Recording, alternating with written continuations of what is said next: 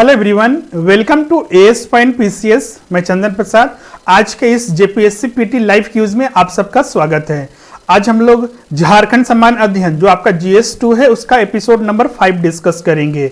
उससे पहले भी हमने आपको वीडियोस प्रोवाइड किया जिसका अलग से प्लेलिस्ट बना हुआ है। अगर अपनी तक आपने उसे नहीं देखा है तो उसे आप जरूर देखिए और साथ ही इस चैनल को सब्सक्राइब कर लीजिए और साथ ही बेल आइकन को प्रेस कर दीजिए जिससे आने वाले न्यू लाइव वीडियो के सेशन की अपडेट आपको मिलती रहेगी और साथ ही और भी जो वीडियोज हैं उसकी अपडेट आपको मिलती रहेगी। चलिए आज का सेशन स्टार्ट करते हैं।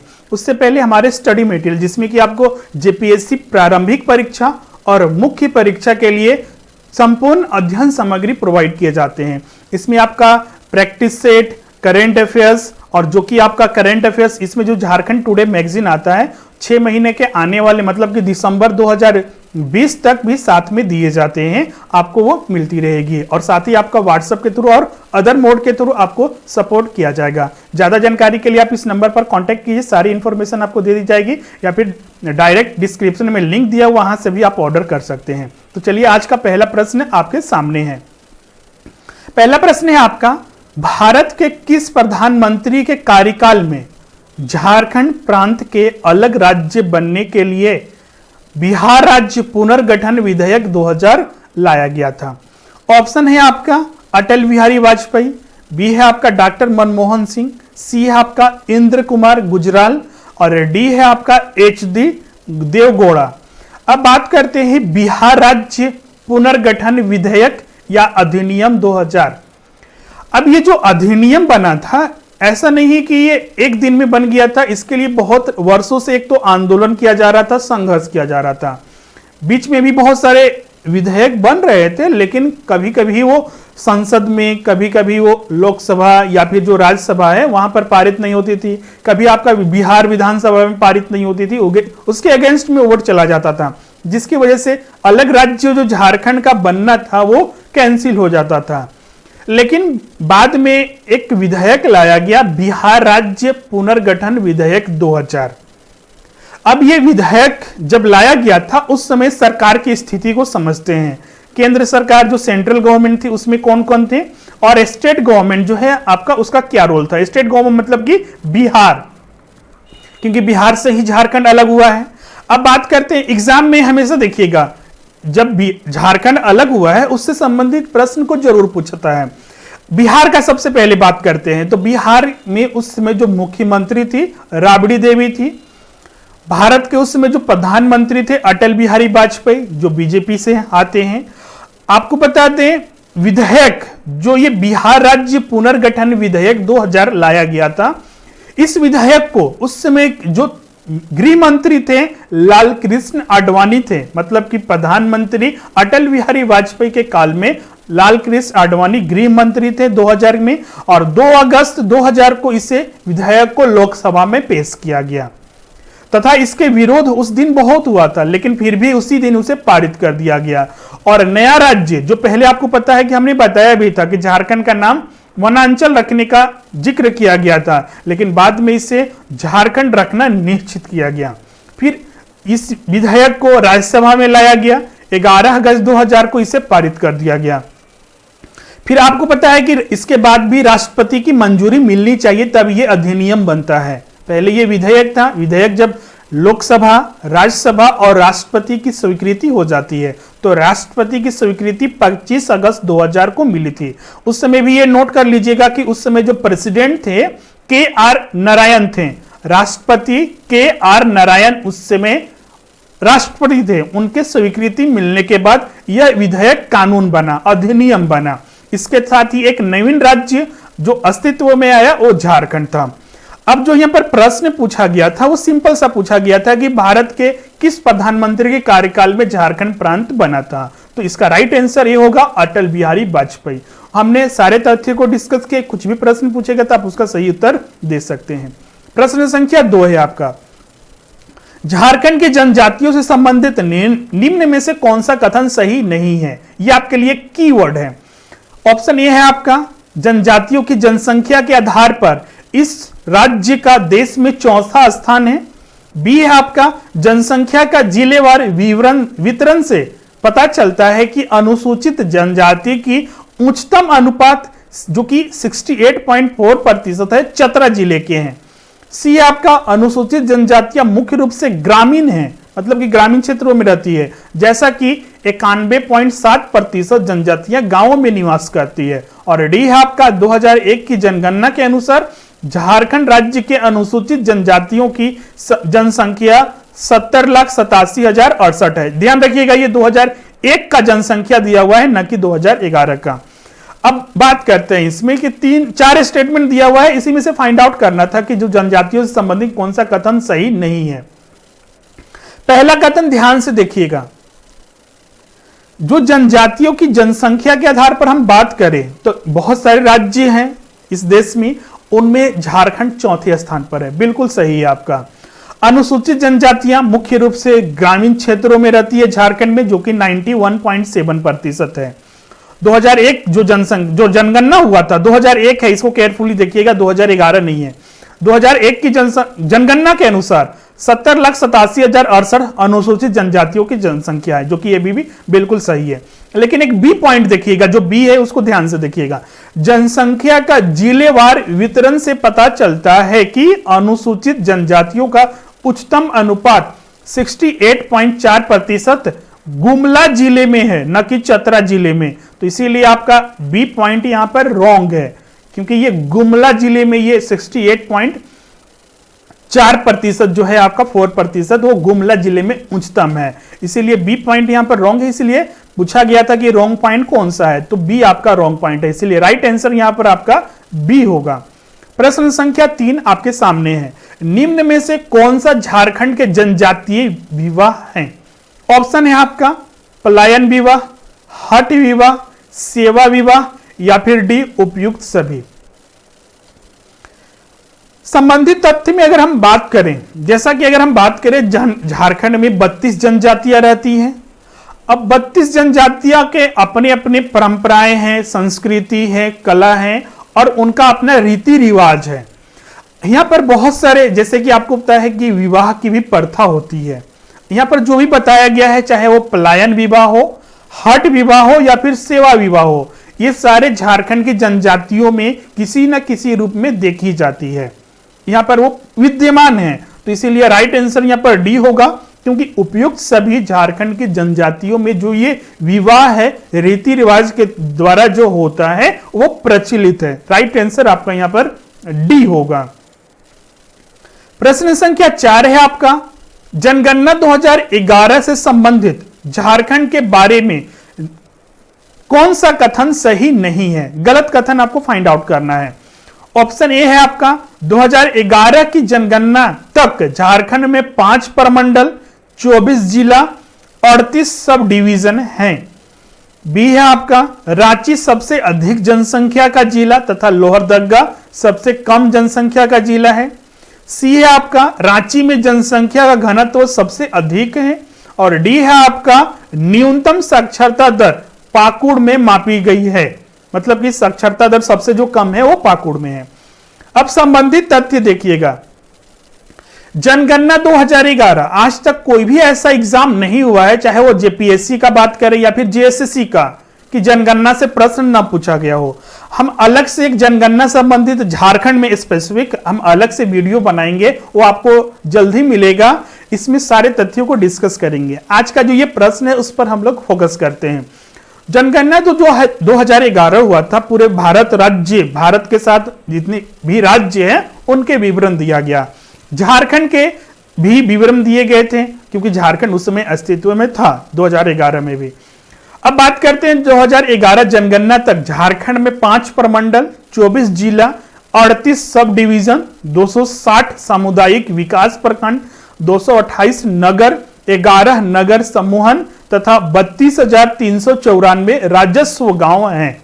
ये 2011 के जनगणना में जो शामिल किया गया था और इसी के आधार पर जनगणना झारखंड में हुआ था।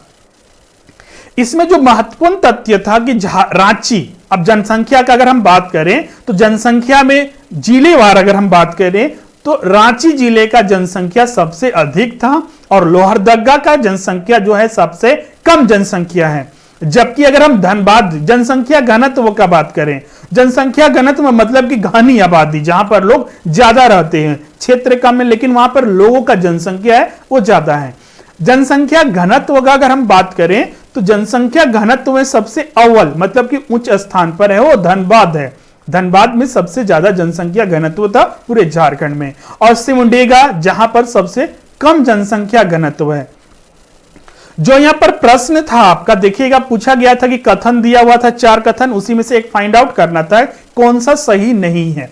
पहला बिल्कुल सही है आपका जो हमने अभी तथ्य बताया, दूसरा भी बिल्कुल सही है क्योंकि झांसी का सबसे अधिक जनसंख्या है और लोहरदगा सबसे कम। डी भी बिल्कुल सही है। अगर हम साक्षरता दर की बात करें तो जनगणना 2011 में बताया गया था जिलेवार, तो पाकुड़ जिला जहां पर न्यूनतम साक्षरता दर है। अब बात करते हैं सी पॉइंट का, ध्यान से देखिएगा, रांची में जनसंख्या घनत्व सबसे अधिक है, जो कि बिल्कुल गलत है। जैसा कि अभी हमने बताया कि धनबाद का सबसे अधिक जनसंख्या घनत्व है और जो सिमडेगा है, सिमडेगा का सबसे कम जनसंख्या घनत्व है, तो इसीलिए सी पॉइंट आपका रॉन्ग है। तो राइट आंसर आपका, चूंकि पूछा ही गया था कि गलत कथन कौन सा है, तो सी एक गलत कथन है, राइट आंसर आपका यहां पर सी होगा। नेक्स्ट है आपका प्रश्न संख्या 5, धारवाड़ क्रम की चट्टानें झारखंड के किस क्षेत्र में पाई जाती है? ऑप्शन है आपका गढ़वा जिले के उत्तरी भाग में, बी ऑप्शन है आपका दामोदर घाटी भाग में, सी ऑप्शन है आपका पूर्वी एवं पश्चिमी सिंहभूम तथा सरायकेला के भाग में, और डी है आपका साहेबगंज के उत्तरी तथा पूर्वी भाग में। आपको पता है कि जो भी क्षेत्र का निर्माण होता है, अगर हम प्राचीन काल की बात करें तो कई 1000 वर्षों में यहां पर एक स्थान का निर्माण हुआ था। झारखंड भी उसी का एक देन है, यहां पर भी पठार वगैरह बने थे, तो यहां पर चट्टाने की वजह से यहां पर निर्मित हुआ था। अब बात करते हैं धारवाड़ क्रम की चट्टाने झारखंड में भी मिलती है और ये 2 क्षेत्रों में मिलती है, 2 क्षेत्रों में मुख्य रूप से मिलती है।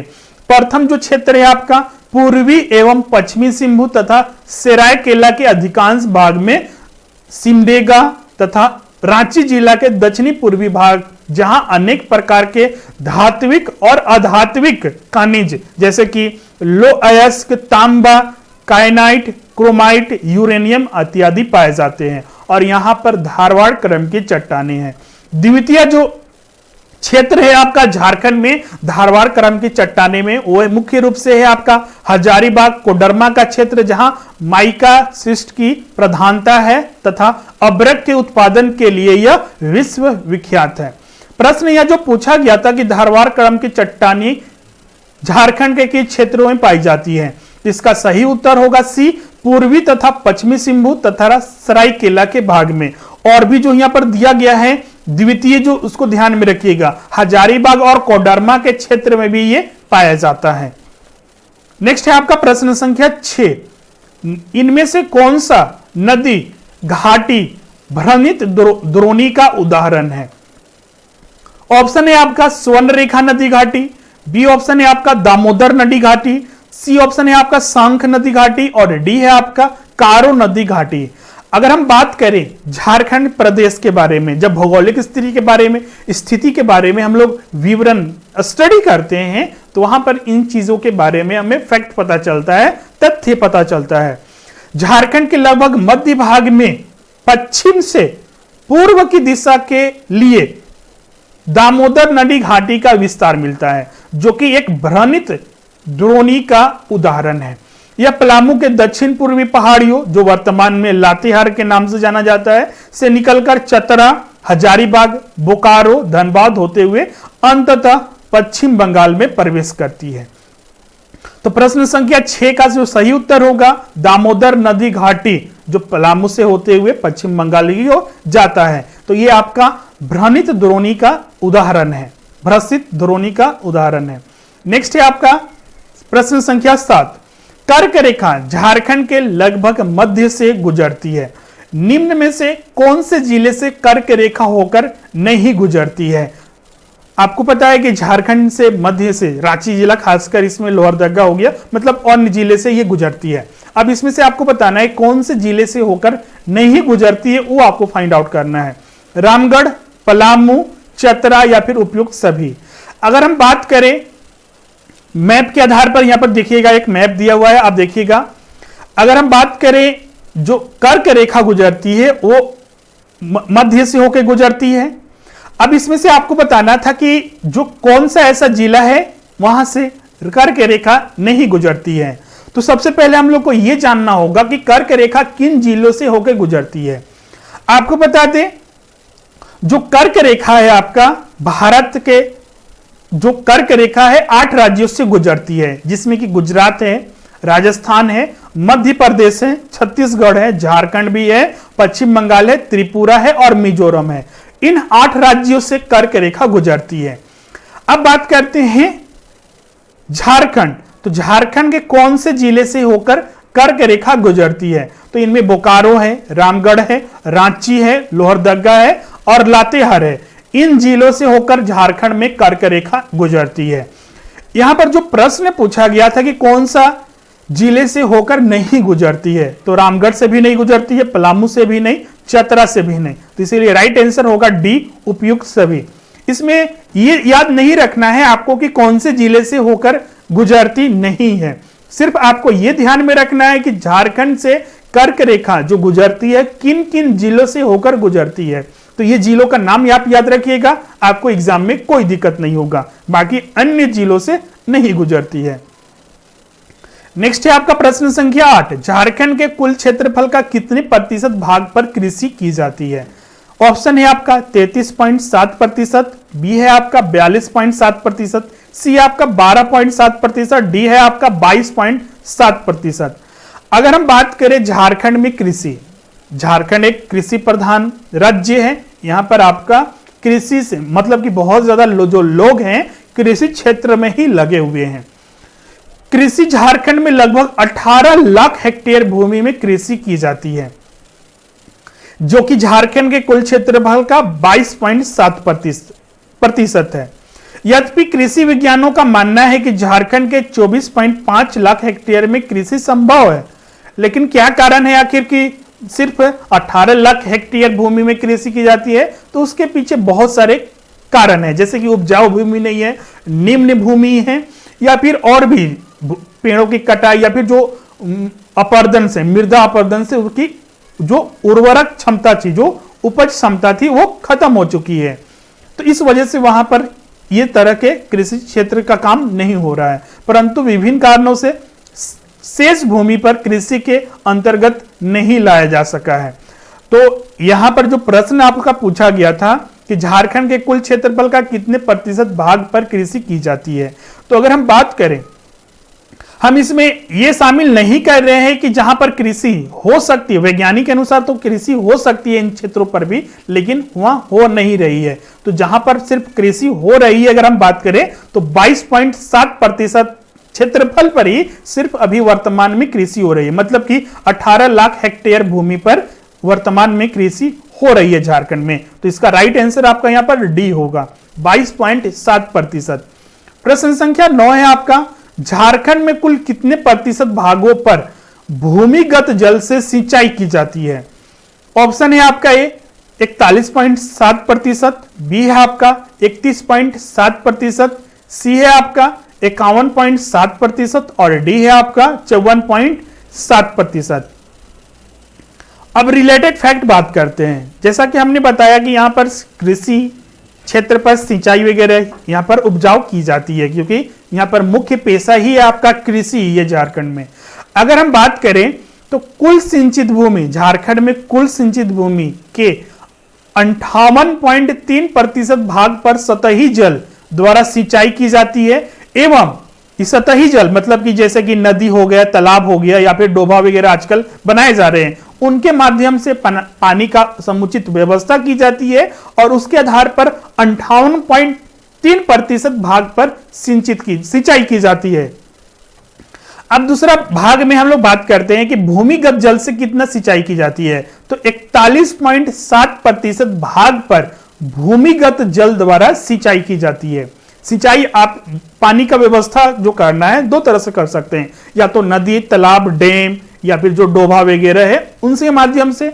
तो ये सतही जल हुए, तो सतही जल से आपका 58.3% भाग पर सिंचाई होती है। भूमिगत जल जैसे कि मोटर वगैरह से जो भूमि के अंदर जो जल है उसके द्वारा जो सिंचाई की जाती है आपका 41.7% भाग पर की जाती है। प्रश्न एक पूछा गया था कि कितने प्रतिशत भागों पर भूमिगत जल से सिंचाई की जाती है, तो इसका राइट आंसर ये होगा 41.7%। इसमें यह भी पूछा जा सकता है कि सतही जल पर जो जल के द्वारा कितने प्रतिशत भागों पर सिंचाई की जाती है, तो इसको भी ध्यान में रखिएगा 58.3%।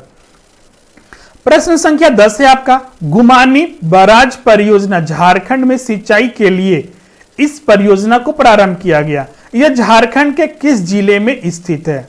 ऑप्शन है आपका देवघर, दुमका, पलामू। डी भी आपका पलामू है, इसको हम धनबाद कर देते हैं, धनबाद। अब आपको इसमें आंसर देना है। गुमानी बराज परियोजना आपको बता दें ये जो स्थित है आपका साहेबगंज एवं पाकुड़ जिले के 34,000 हेक्टेयर जमीन को सिंचित करने के लिए, सिंचाई करने के लिए इस परियोजना को 40 साल पहले शुरू किया गया था। अगर हम बात करें उस समय जब ये परियोजना प्रारंभ हुआ था 1977 में प्रारंभ हुआ था, अभी तक ये परियोजना कंप्लीट नहीं हो पाया है। किसी कारणवश बिहार जब साथ में था, मतलब कि झारखंड बिहार साथ में था, उसी समय परियोजना था। अभी देखिएगा बहुत सारे ऐसे परियोजना का आपको एग्जाम्पल मिलेगा। स्वर्ण रेखा हो गया, मंडल डैम हो गया, या फिर ये दुगनी बराज परियोजना हो गया, जो बिहार रहते हुए, मतलब कि झारखंड अलग नहीं था उसी समय 40 से 50 वर्ष पहले, 60 वर्ष पहले ऐसे बहुत सारी परियोजनाएं हैं जो करोड़ों रुपए में प्रारंभ हुई थी लेकिन अभी तक कंप्लीट नहीं हो पाया है। क्या कारण थे उसके? तो बहुत सारे कारण है। भ्रष्टाचार से लेके, जो इसमें एडमिनिस्ट्रेशन से लेके जो भी भ्रष्टाचार किए जाते हैं, या फिर देरी करना, विस्थापित लोगों को मुआवजा नहीं मिलने, बहुत सारे कारण की वजह से वो लटके हुए अभी भी। उसी में एक एग्जाम्पल, बेस्ट एग्जाम्पल यहां पर देख सकते हैं, गुमानी बराज परियोजना है। ये गुमानी नदी पर स्थित है। साहिबगंज और पाकुड़ जिले के लिए आपका ये सिंचित करने के लिए इस योजना को प्रारंभ किया गया था। इस पर आपका अभी तक 176 करोड़ रुपए खर्च करने के लिए बाद भी इस पर काम चालू नहीं किया जा चुका है। आपको बता दें 1977 में इसे अविभाजित राज्य में ही प्रारंभ किया गया था और उस समय जो इसकी लागत थी, प्रारंभिक लागत सिर्फ 65 करोड़ थी, लेकिन आज ये इस पर अभी तक 176 करोड़ रुपए खर्च किया जा चुका है, लेकिन फिर भी अभी तक ये संपूर्ण तरीके से चालू नहीं हुआ है। यहां पर जो पूछा गया था आपका कि गुमानी बराज परियोजना झारखंड में सिंचाई के लिए इस परियोजना को प्रारंभ किया गया, ये झारखंड के किस जिले में स्थित है? तो ऑप्शन था आपका देवघर, दुमका, पलामू, और एक आपका यहां पर शायद आपका साहेबगंज हम लोग शामिल कर देते हैं। यहां पर दो ऑप्शन एक साथ आ रहा है, तो यहां पर डी इसका राइट आंसर होगा। हम साहेबगंज को कंसीडर करें। ये दो जिला में याद रखिएगा, साहेबगंज एवं पाकुड़। क्लियर है? तो इसको ध्यान में रखिएगा। तो ये आज का अंतिम प्रश्न था जो आपके साथ हमने यहां पर डिस्कस किया है। अगर वीडियो आपको अच्छा लगता है तो जरूर इसे लाइक कीजिएगा, शेयर कीजिएगा अपने फ्रेंड्स के साथ, और साथ ही सब्सक्राइब कर लीजिएगा। जो टाइमिंग है आपका लाइव सेशन का, वो आपका इसमें थोड़ा हो सकता है कि चेंजेस हम करें आने वाले दिनों में, क्योंकि जो मॉर्निंग सेशन में बहुत सारे स्टूडेंट उसमें प्रेजेंट नहीं रह पाते हैं। तो हम लोग इसमें क्या करते हैं कि जो झारखंड जीएस का है वो 9 AM से क्लास रहेगा, और जो आपका GS 1 है जिसमें कि सामान्य अध्ययन से प्रश्न होते हैं उसे हम 11 AM से डिस्कस करेंगे आपके साथ। तो ये टाइम को ध्यान में रखिएगा। ये लाइव सेशन आपका होगा, तो कल भी ये लाइव सेशन है, इसमें प्रेजेंट रहिएगा। बहुत सारे छात्र JSC CGL के लाइव सेशन के लिए जो इसी तरह से क्यूज डिस्कस करने के बात कर रहे थे, खासकर GS पोर्शन के, जो PT में 80 प्रश्न पूछा जाता है, तो इस पर भी हम जल्द ही लाइव सेशन लाएंगे। अभी ये दो सेशन आपका 9 AM से चलेगा झारखंड स्पेसिफिक, और आपका ये 11 AM से GS 1 स्पेसिफिक वो आपका रहेगा। आपके वैल्यूएबल कमेंट का इंतजार हमें रहता है। कमेंट करके जरूर आप बताया कीजिए, और साथ ही आपके जितने लाइक्स रहेंगे, जितने सब्सक्राइबर्स रहते हैं, उस पर भी बहुत ज़्यादा हमें मोटिवेशन मिलती है, और हम नए नए क्वेश्चंस बनाते हैं। जितने भी यहाँ पर क्वेश्चंस डिस्कस किए जाते हैं ये फ्रेश क्वेश्चंस और नए बनाए हुए क्वेश्चंस रहते हैं, जो आपके लिए एक तरह से बहुत ही बहुमूल्य साबित होगा आपके एग्जाम के लिए।